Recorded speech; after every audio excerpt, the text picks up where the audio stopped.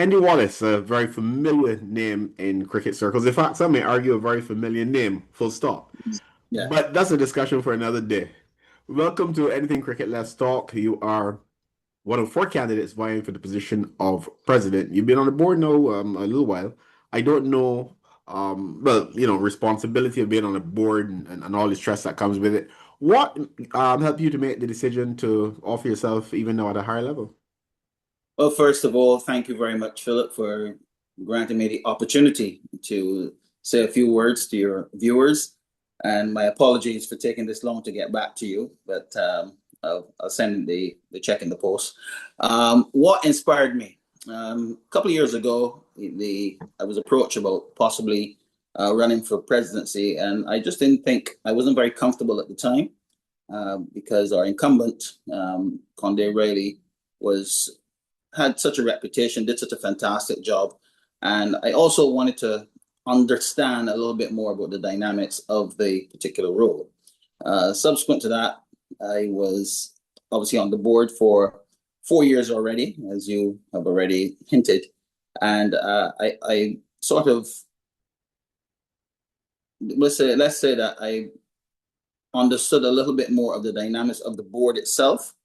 And I'd given it some thought and decided that maybe there's some things that I could bring with my style of leadership to this particular board, or even if it was a change of board, that could probably help the secretariat to execute policies and stuff a little bit more efficiently. And I was very careful to say that because sometimes there's a misconception as to what the president should and should not do. And let me just say that the board is responsible for policy. The secretariat, led by the CEO, is meant to execute those policies and, by extension, get the information and run the cricket accordingly. And with a new CEO coming on board, it seemed like a great time, great opportunity to just see if you could enhance what has passed. And we all know Barbados Cricket Association has done a fantastic job over the years. And there will be some critics, like anything else in life. There's no perfection per se, but I think that we should also remember the excellent work that has been done by the BCA.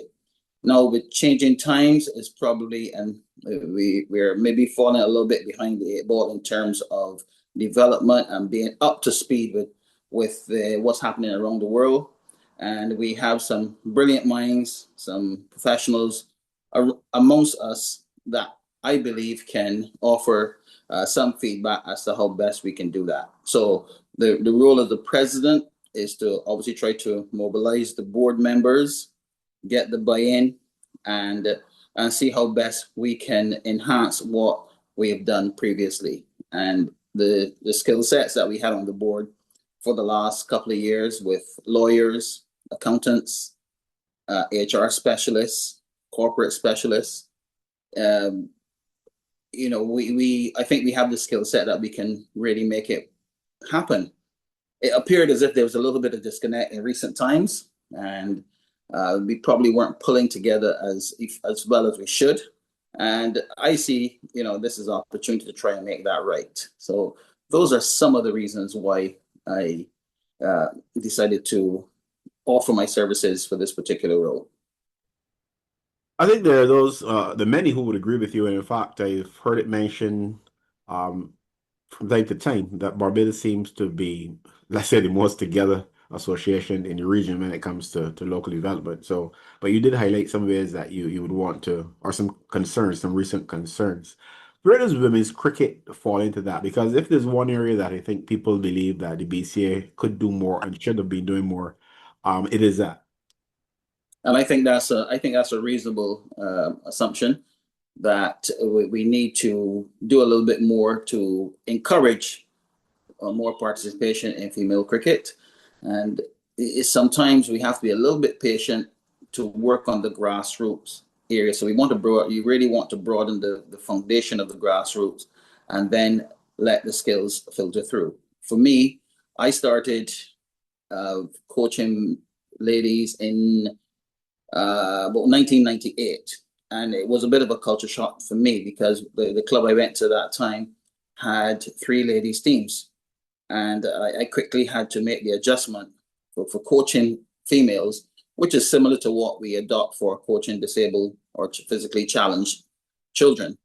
And the whole science of it and the execution of it was slightly different to what we would do or what the habits were with boys, because things like touching them and your demonstrations had to be a little bit more.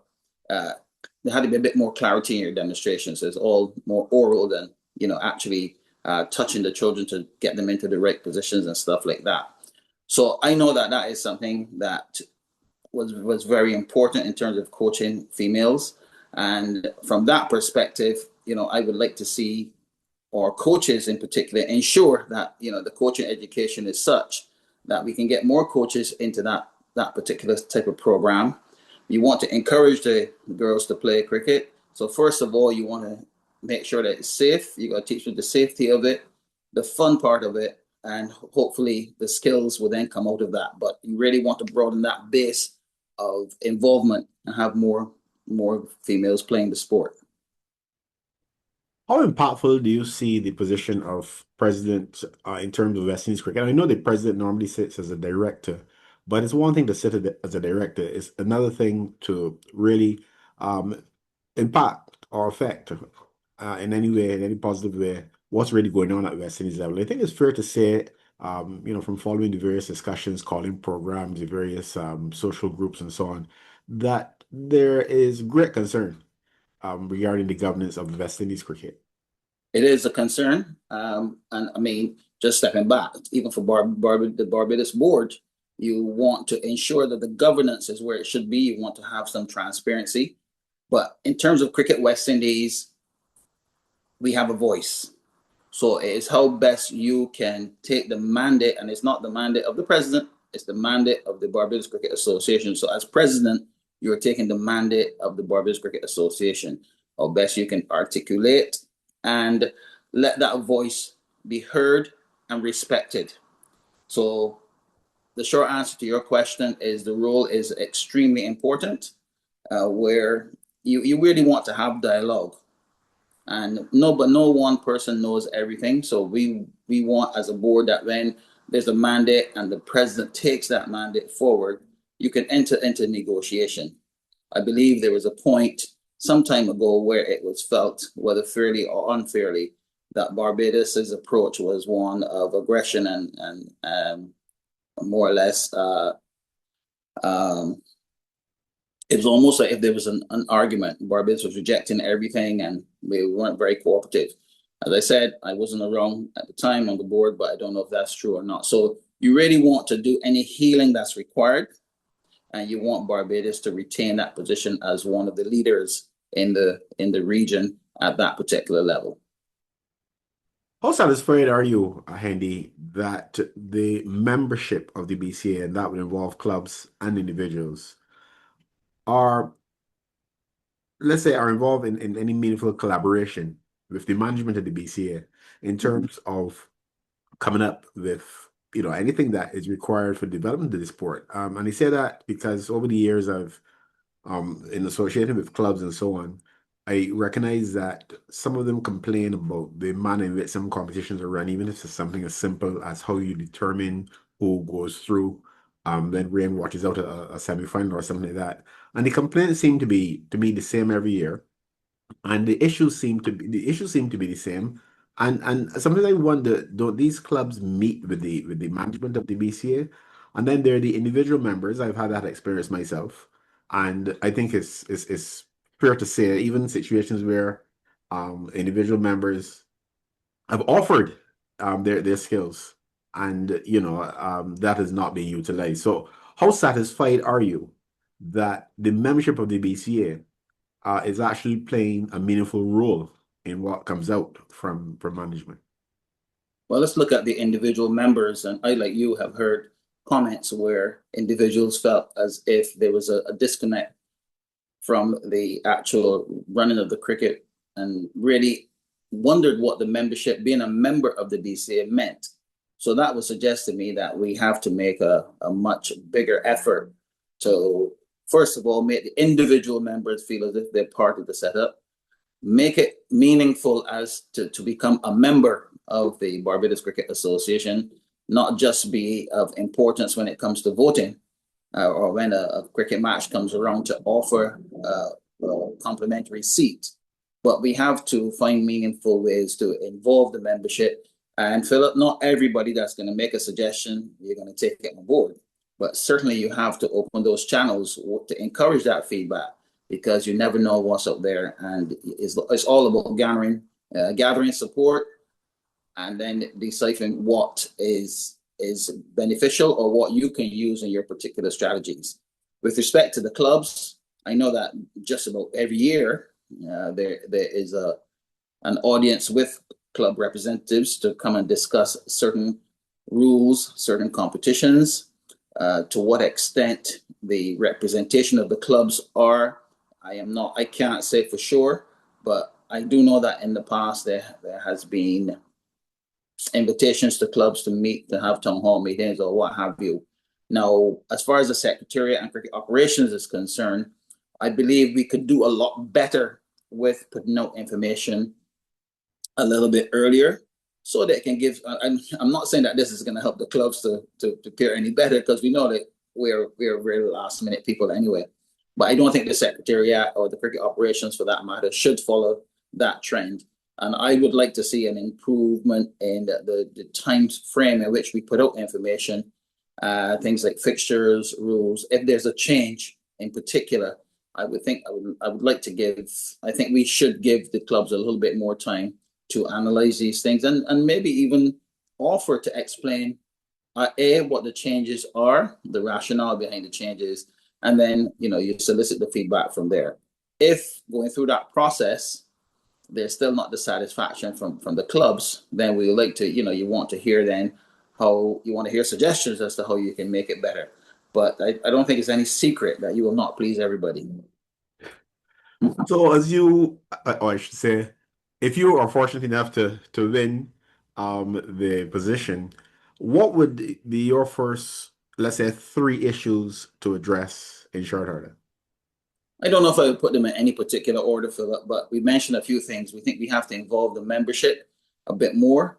I would like to encourage the board to embrace the legends a bit more so that we can expand on that mentorship for development of our young cricketers, both male and female.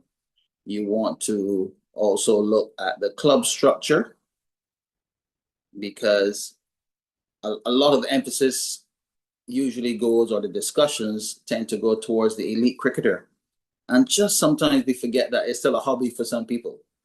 And club sustainability is important as to how best we can help the clubs to be more sustainable, to be self-sufficient with the coaches and the coaching programs and stuff like that. I spoke about in my manifesto, I spoke about coaching education, where I'd like to encourage the board to create more programs to improve on our coaching education because we have a lot of persons who are interested in doing the coaching, probably just do the basic levels or maybe at the level 2. But we now have to create avenues to try and get more of our coaches at a higher level that we can start the process of improving our high performance program. Facilities are important. There's currently scopes in the work to create that high performance facility. So those are just a few things which you would look to concentrate on in the initial stages. And when I say concentrate on that, again, let me just re-emphasize the importance of the buy-in from the board because there are going to be 8 other members and I can have all the ideas from Jehovah, but if those other 8 because it's a democratic process. So the real challenge is to try and get your fellow board members to embrace the ideas that you have gathered and how best we can take it forward. Cricket has become, or maybe it has been all along, something that involves such a wide section of the community.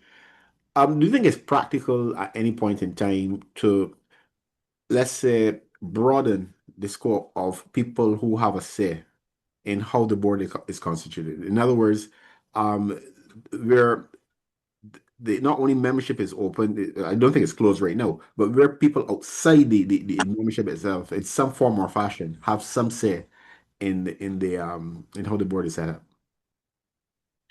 Um, like anything, Philip, I am happy to engage any discussions on other options. As I said, there's no foolproof way for anything, and if it's something that can be presented that can make it better, then by all means, you're open to the discussions.